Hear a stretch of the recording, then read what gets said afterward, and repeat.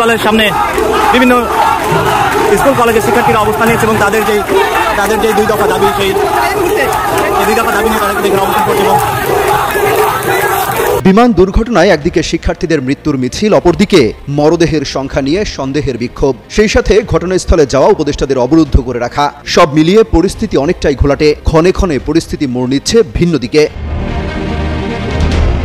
দীর্ঘ সময় অবরুদ্ধ করে রাখার পর মাইলস্টোন থেকে বের হওয়ার পথে আবার উপদেষ্টাদের অবরুদ্ধ করা হয়। এর মধ্যেই খবর আসে বহিরাগতরা হামলা চালিয়েছে শিক্ষার্থীদের উপর। করে আমার ঘর লড়বড় করে কাটা মনে পড়তেছিল, কারণ বর্তমানে যে সিচুয়েশন বাংলাদেশে আমরা দেখতে পাচ্ছি, আমাদের অন্তর্বর্তীকালীন সরকারের সম্মানিত মহাজন ডক্টর মোহাম্মদ ইউনূস সরকার তার ঘর লড়বড় করতেছে, তার গদি অলরেডি লড়ে গেছে। উত্তরায় বিমান বিধ্বস্ত হওয়ার ঘটনাকে কেন্দ্র করে লক্ষণ খুব ভালো মনে হচ্ছে না। শিক্ষার্থীরা উত্তাল হয়ে উঠেছে। সরকার কতটা এটি নিয়ন্ত্রণ করতে পারবে সেই প্রশ্ন সামনে আসছে। এবং দুপুরের দিকে হাজার হাজার শিক্ষার্থী শিক্ষা উপদেষ্টার পদত্যাগের দাবিতে সচিবালয়ের মূল গেট ভেঙে সচিবালয়ের মধ্যে প্রবেশ করে।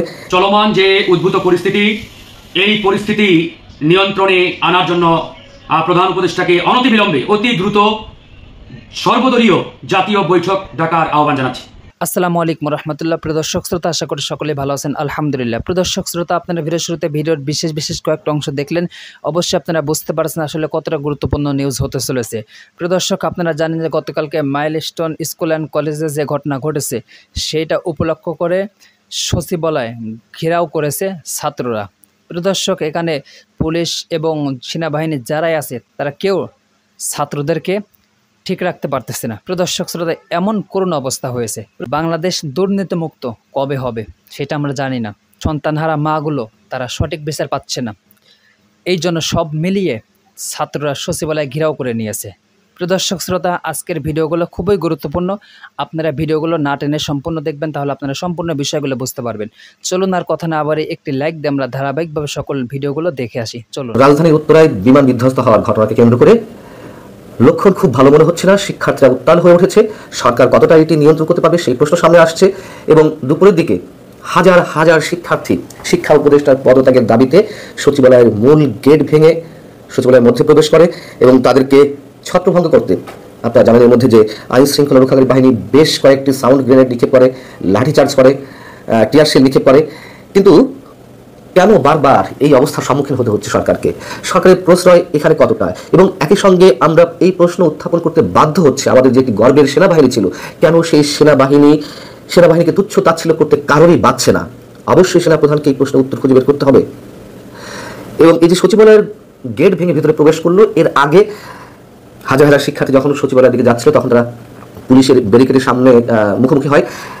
তারা পুলিশের ব্যারিকেড ভেঙে একটা পর্যায়ে সচিবালয়ের মধ্যে প্রবেশ করে। এর আগে আমরা জানি মাইলস্টোন স্কুল অ্যান্ড কলেজে যখন শিক্ষা উপদেষ্টা এবং আইন উপদেষ্টা সহ প্রধান উপদেষ্টা প্রেস সচিব তারা পরিদর্শনে গিয়েছিলেন, সেখানে তারা 5 ঘন্টা অবরুদ্ধ হয়ে পড়েন। ছাত্ররা যে 6 দফা দাবি দিয়েছিল তাদের সবকটি মেনে নেওয়া হবে এমন আশ্বাসের ভিত্তিতে পরবর্তীতে সেই কর্মসূচি তুলে নেয়। এবং সচিবালয়ের মধ্যে শিক্ষার্থীরা নানান ধরনের স্লোগান তুলতে থাকে, ভুয়া স্লোগান দিতে থাকে, আমার ভাই মূল্য কেন, প্রশাসন জবাব দেয় ইত্যাদিতে নানান ধরনের স্লোগান তারা দিতে থাকে। এখন বিষয় হচ্ছে যে কেন এমনটা বারবার ঘটছে, এর জন্য দায়ী কারা? কোনোভাবেই আর বলার কোনো প্রশ্ন ওঠে না যে তথাকথিত কোনো বিপ্লবের পর বা একটা গণঅভ্যুত্থানের পর এমন পরিস্থিতি খুব স্বাভাবিক। নিশ্চয় স্বাভাবিক নয়। তখন 1 বছর প্রায় হয়ে গেছে। এবং এই জিনিসগুলোকে প্রশ্রয় দিয়েছে কারা? এই যে শিক্ষার্থীদের একটা উচ্ছৃঙ্খল আচরণ, নিশ্চয়ই আমরা এগুলোকে সমর্থন করছি না। একইভাবে আমরা সমর্থন করিনি বৈষম্য বিরোধী ছাত্র আন্দোলনের নেতৃত্ব যারা ছিলেন, তারা যে কথায় যে ধরনের মব ক্রিয়েট করে নানান ধরনের দাবি দাওয়া আদায় করেছে, তাদের ক্ষেত্রে তো কোনো ধরনের কোনো ব্যবস্থা নেওয়া হয়নি সরকারের পক্ষ থেকে। অতএব তারাই এই পথগুলো দেখিয়েছে। এবং যে প্রশ্নটি তুলছিলাম, সেনাবাহিনীকে এখন যে সে যেমন তেমনভাবে কটূক্তি করে, স্ল্যাং ল্যাঙ্গুয়েজ ইউজ করে, কেন এমনটি হচ্ছে? আমরা যেমন এর আগে সেনাবাহিনীকে কেন্দ্র করে বা সেনাবাহিনীর উদ্দেশ্যে বৈষম্যবিরোধী ছাত্র আন্দোলন কিংবা এনসিপি, জাতীয় নাগরিক পার্টি কিংবা কথিত ইনকলাব মঞ্চ বা এই ধরনের সংগঠনের নেতাকর্মীদের আমরা হুঁশিয়ারি উচ্চারণ করতে দেখেছি। তারা ক্যান্টনমেন্ট গুড়িয়ে দেবে, সেনাপ্রধানকে অনেক কিছু করবে এবং কি নোংরা ভাষায় সেনা সদস্যদেরকে গালিগালাজ করা হয়েছে আমরা দেখেছি। তার বিরুদ্ধে কোনো ধরনের কোনো অ্যাকশন নেওয়া হয়নি। কেন নেওয়া হয়নি? আজ এই প্রশ্ন তুলতে বাধ্য হচ্ছি।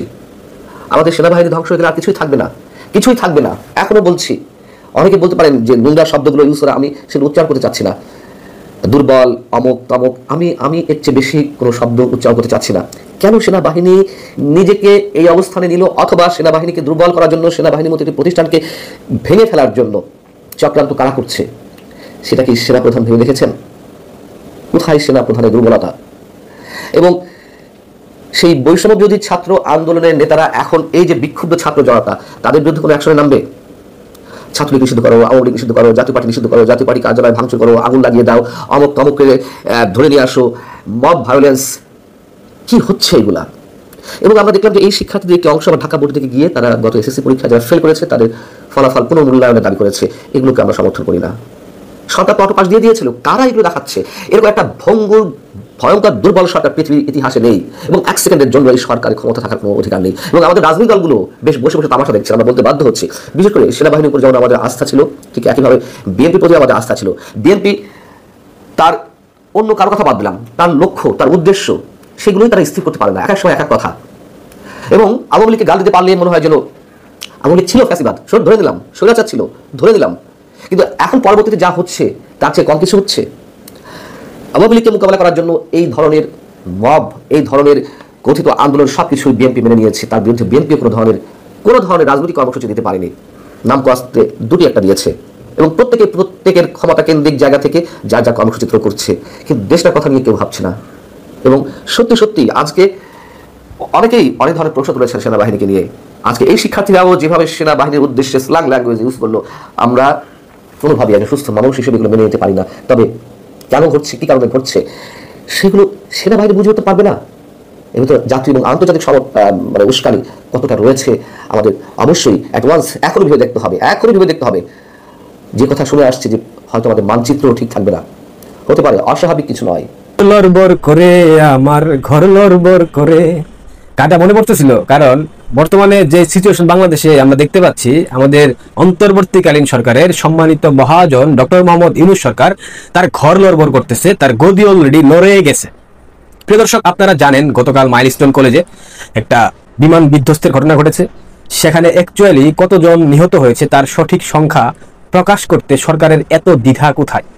কেন বাংলাদেশ সেনাবাহিনী সেখান থেকে বারবার লাশ চুরির মতো ঘটনা ঘটানোর চেষ্টা করছে? কেন বাংলাদেশ সেনাবাহিনী সেখান থেকে যে নিহতের সংখ্যা সেটাকে প্রকাশ করতে দিচ্ছে না?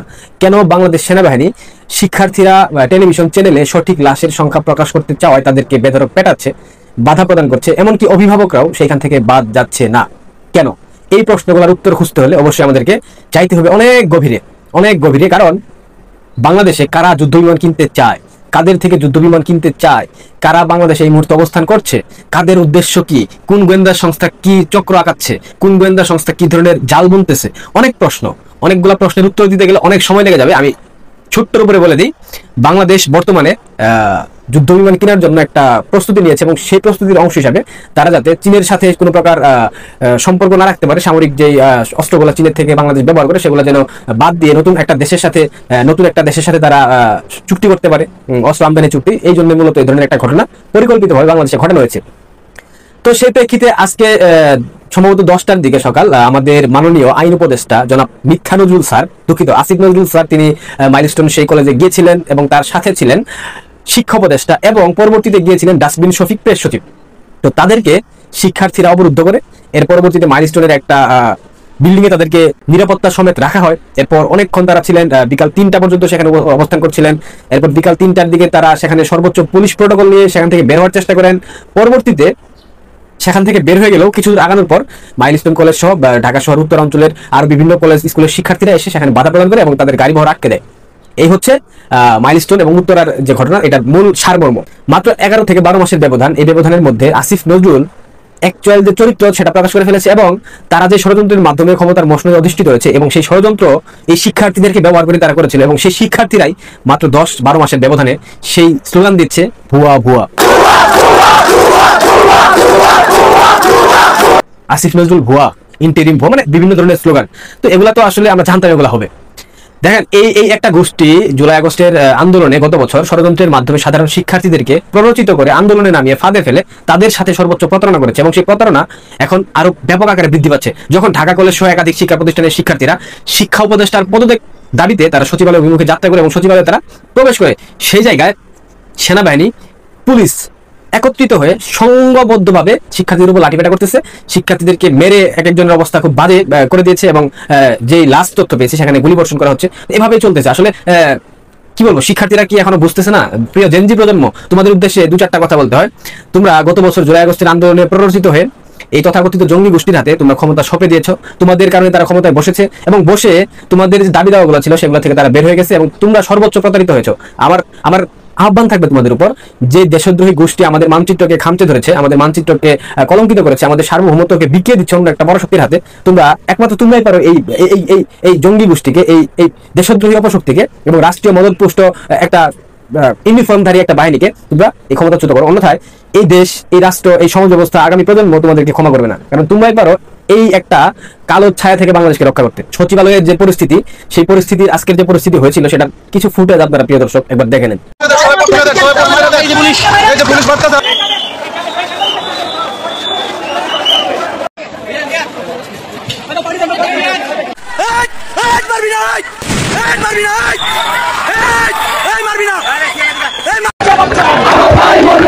বিষয়টা আপনি জানতে চেষ্টা করছিলাম, তাদের যে সহকর্মীরা এরকম নির্মম ভাবে পুলিশ পেটাচ্ছে, গুলি করতেছে। এখন লাস্ট খবর পাওয়া পর্যন্ত 50 জনের উপরে নাকি গুলিবিদ্ধ, এরকম একটা তথ্য পেয়েছি। ডক্টর ইউনূস মহাজনের উদ্দেশ্যে 2-4টা কথা বলতে হয়। দেখেন, এনজিও দিয়ে কখনো সরকার পরিচালনা করা যায় না। ওই তথাকথিত ডিপ স্টেটের কৌশল দিয়ে, ফর্মুলা দিয়ে কখনো পাবলিক সেন্টিমেন্ট বোঝা যায় না।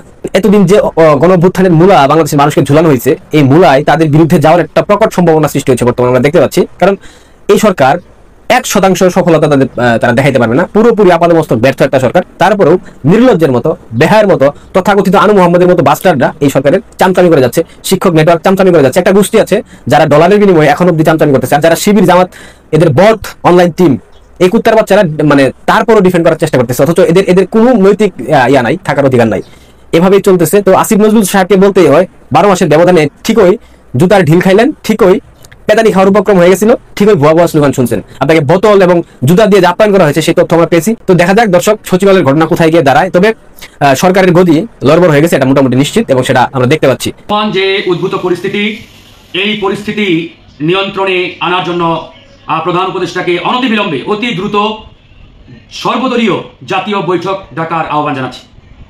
গতকালকের যে বিমান দুর্ঘটনা, এই দুর্ঘটনাকে কেন্দ্র করে গতকাল থেকে শুরু করে আজকে সারা ঢাকা শহর সহ বাংলাদেশের বিভিন্ন এলাকায় সামগ্রিক যে পরিস্থিতি, এই পরিস্থিতি অনেকটাই প্রতিকূল একটা পরিস্থিতির দিকে নিয়ে যাওয়ার চেষ্টা করা হচ্ছে।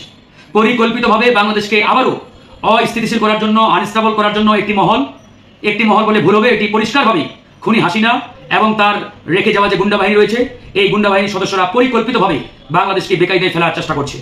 তার ওই ধারাবাহিকতায় আজকে আমরা দেখতে পাচ্ছি, আজকে কিছুক্ষণ আগে সচিবালয়ের সামনে যারা আন্দোলন করেছে এবং চলমান রেখেছে, এদের মধ্যে অধিকাংশ ছাত্রলীগের ক্যাডার বাহিনীর সদস্য।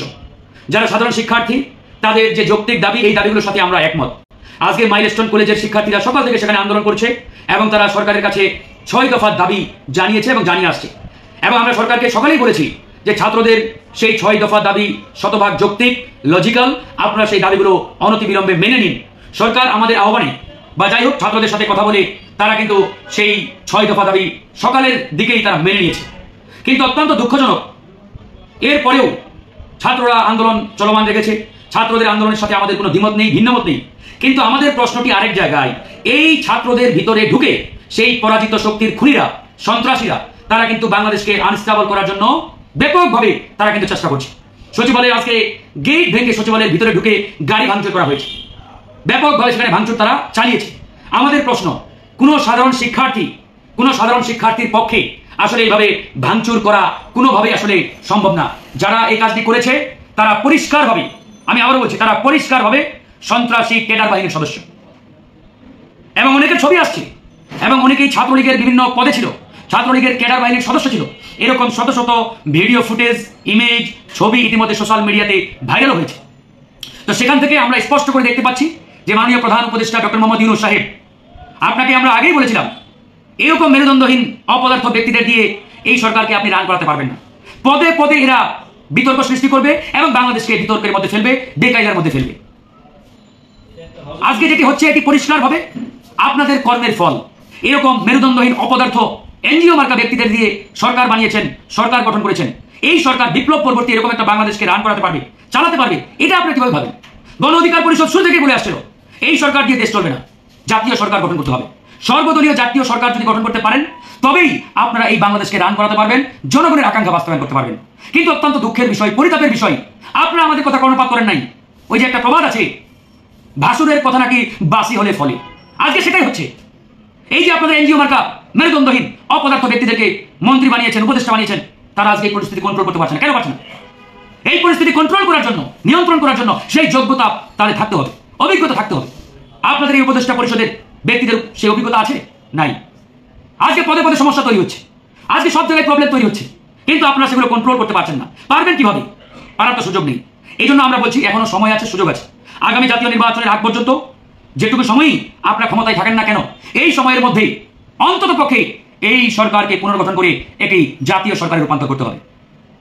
এই সরকারকে পুনর্গঠন করতেই হবে। আপনার এই মেরুদণ্ডহীন উপদেষ্টা পরিষদ দিয়ে এই বাংলাদেশ আমি মনে করি আর 1 ঘন্টাও রান করা সম্ভব না। যদি আপনারা এই উপদেষ্টা পরিষদকে দিয়ে দেশকে রান করাতে চান, আমি বলবো আপনারা সামনে আরো বড় বিপদের মধ্যে পড়বেন, মারাত্মক রকমের বিপদের মধ্যে পড়বেন। এবং এই যে খুনি হাসিনা এবং তার দোসররা, আপনাদের কি মনে হয় তারা চুপ আছে, বসে আছে? তারা প্রতিনিয়ত প্রত্যেকটা সেকেন্ড, মিনিট, ঘন্টা, দিন তাদের ষড়যন্ত্র অব্যাহত রেখেছে। কিভাবে এই দেশকে বেকায়দায় ফেলা যায়, কিভাবে এই সরকারকে ব্যর্থ করা যায়, কিভাবে এই দেশে একটা আনস্টেবল পরিস্থিতি তৈরি করে আবার তারা ওই ফ্যাসিস্টদের পুনর্বাসন করতে পারে, তার জন্য তারা কিন্তু প্রতিনিয়ত চেষ্টা অব্যাহত রেখেছে। আপনি বা আপনারা ওই পরাজিত শক্তির দোসরদের প্রমোশন দিবেন, বড় বড় চেয়ারে বসাবেন, ডানে বামে সামনে পিছনে সব জায়গায় তাদেরকে বসাবেন, আর এরকম পরিস্থিতি যখন তৈরি হবে তখন জাতীয় ঐক্যের ডাক দিবেন। এই সব ভণ্ডামি ভাউতাবাজি আপনাদের ছাড়তে হবে। প্রদর্শক, আপনারা একে একে সম্পূর্ণ ভিডিওগুলো দেখলেন, অবশ্যই আপনারা বুঝতে পারছেন আসলে কতটা গুরুত্বপূর্ণ নিউজ ছিল। প্রদর্শক, আসলে বাংলাদেশ দুর্নীতিমুক্ত কবে হবে আমরা জানি না, আমরা একটা দুর্নীতিমুক্ত সোনার বাংলাদেশ চাই। প্রদর্শক, আপনাদের কি মূল্যবান মতামত অবশ্যই কমেন্টে জানিয়ে দেবেন। আরও এরকম নিত্য নতুন আপডেট নিউজ পেতে আমাদের এই চ্যানেলটি সাবস্ক্রাইব করে পাশে থাকবেন। ধন্যবাদ।